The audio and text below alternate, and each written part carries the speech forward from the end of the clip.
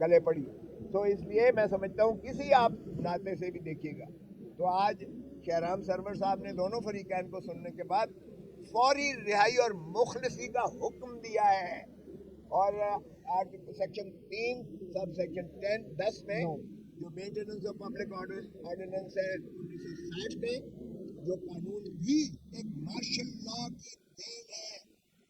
ये अयूब खान का दिया हुआ कानून है ताकि मादर मिल्लत को किस तरह से हराना है, तो डिप्टी कमिश्नर्स के सपोर्ट जो है ये कर दिया गया। और कल ही मैंने अपनी ज्वाइनिंग स्पीच में भी ये अर्ज की कि क्या ऐसे डिप्टी कमिश्नर और असिस्टेंट कमिश्नर जो है ये इलेक्शन करवाएंगे, ये डीआरओ और आरओ होंगे ये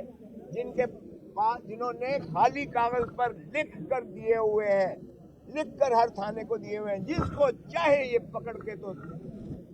नजर बंद कर दें 30 दिनों के लिए, जिसको चाहे, खाली सिर्फ नाम पुर करना है। वहाँ पोटेंशियल है इसका जो है एक तबीयत है जिसमें ये गड़बड़ कर सकता है। क्या सुभान अल्लाह, क्या कानून है और क्या उसका इतलाक किया जा रहा है डिप्टी कमिश्नर साहिबा। तो मैं समझता हूँ कि आज शहराम सरवर साहब ने कहा है, मैंने तो अर्ज किया कि पीटीआई का कोई कारकुन, कोई पाकिस्तानी मुहिब्बे वतन सोच भी नहीं सकता है कि वो तखरीब कारी करके इमलाक को नुकसान पहुंचाए, क्योंकि ये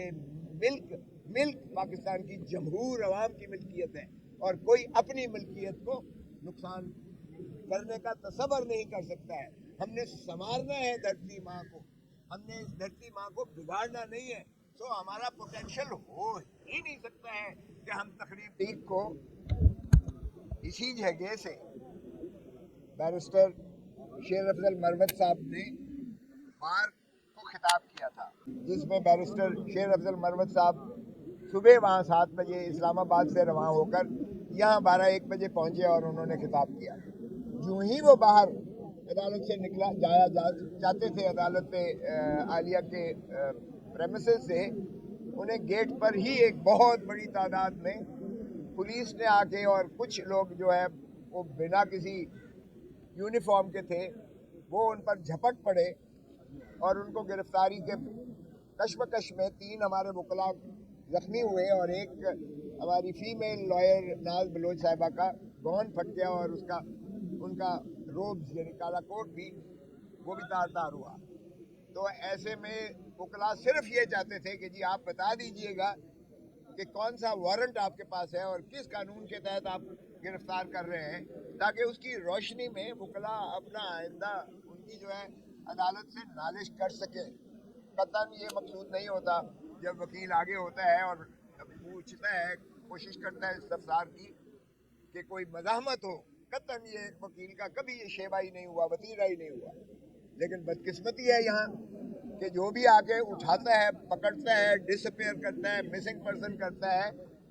वो बगैर किसी कानूनी जवाज के, उसके पास कोई वारंट नहीं होता है, कोई कानूनी उसके पास जवाज नहीं होता है, और इस तरह से उठाते हैं और बाद में जाकर ये चीज़ें बनावट के तौर पर उसको जस्टिफाई करते हैं। और ये ऐसा हुआ, हम फौरन गए मजांग थाने में, वहाँ कोई मानने को तैयार नहीं था, हालांकि ये मजांग थाने की हदूद और कयूद में आता है और ये कानून यही कहता है कि अगर आपकी पुलिस बाहर से आकर किसी शख्स को किसी और थाने की हदूद में गिरफ्तार करेगी तो पहले रपट मारेगी, वहाँ की जो है पुलिस साथ लेगी और फिर जाकर अगर बरामद करेगी या पकड़ेगी तो फिर जाके रपट मार के उनकी गिरफ्तारी वहाँ मुंदर्ज करेगी और उसके बाद ले जाएगी जहाँ भी ले जाएगी उस वारंट के। लेकिन कोई चीज़ ना थी उनके पास। और इसी तरह हम जब सीसीपीओ साहब के पास सिविल लाइंस उनके हेडक्वार्टर में गए तो वहाँ सीसीपीओ साहब गायब थे और काफ़ी डीएसपी ने कोशिश की हमें हरासा करने की। बाहर कैफ हमने सीधा आकर यहाँ रिट पिटीशन हमसे बेजा की दायर की, जिस पर जस्टिस शहराम सरवर साहब ने जुमे वाले दिन नोटिस दिया और नोटिस दे के आज की तारीख के लिए सभी को बुला लिया और उन्हें कहा कि आप अपना जवाबदेही कीजिएगा। और वो आज मैंने वो पढ़ के सुनाया जो हुक्म था, और वो डिप्टी कमिश्नर साहिबा चीफ मिनिस्टर की भांजी है। चीफ मिनिस्टर केयर टेकर नहीं, चेयर टेकर चीफ मिनिस्टर जो है उसकी भांजी है। तो अंदाजा कीजिएगा ये केयर टेकर्स का काम है ही नहीं सिरे से। और क्या लिखती हैं ऑर्डर में, 14 तारीख का फरमाते हैं कि 14 को 11:30 बजे एसपी ने इत्तला दी कि एक शख्स जिसका नाम बैरिस्टर नहीं लिखा, जिसका नाम शेर अफजल मरवत है, वो केपीके से आया है और उसका पोटेंशियल है टू क्रिएट कि वो लॉ एंड ऑर्डर सिचुएशन को खराब कर सकता है। तो जज साहब इस पर काफी हंसे भी, तो उन्होंने सरकारी अगर पोटेंशियल की बुनियाद पर, यानी आपका वो खसूसियत या खवास है कि जिससे आप एक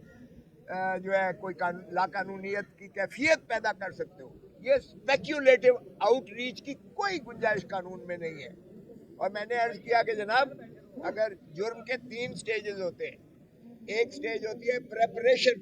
तैयारी करना, तैयारी ऑफेंस नहीं है। दूसरी स्टेज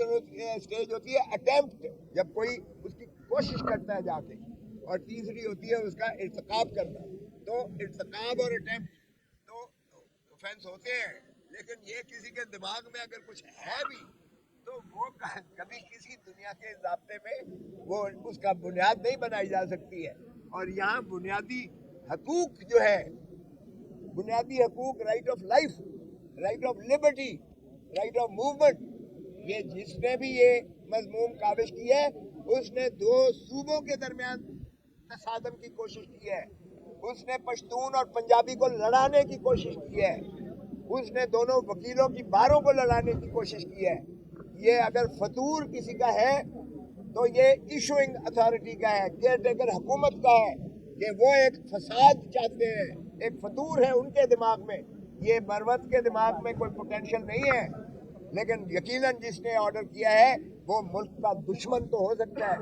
वफाक का दोस्त नहीं हो सकता है। वफाक में हम आहंगी, यगानगत, भाईचारा और ये चारों सूबों की जो बात होती है, ये इसको मुनहदम करने के मुतरादिफ था ये हुक्म। और आज आपको बताएंगे, अभी मरवत बरादरी के भी आए हुए हैं, मुदई उनका भाई भी सगा आया हुआ है, वो बताएगा कि क्या स्टेजेस थी, क्या उनके एहसासात हैं, उस सूबे में बासियों के क्या एहसासात हैं, वकला के एहसासात हैं। सच बात तो ये है कि मैं शर्मिंदगी महसूस कर रहा था ये 5 दिन कि मैं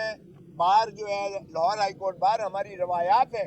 हम अपने मेहमान का तहफ़्फ़ुज़ नहीं कर सके कि उसको हाई कोर्ट की प्रेमिसेस से गिरफ्तार करवाए।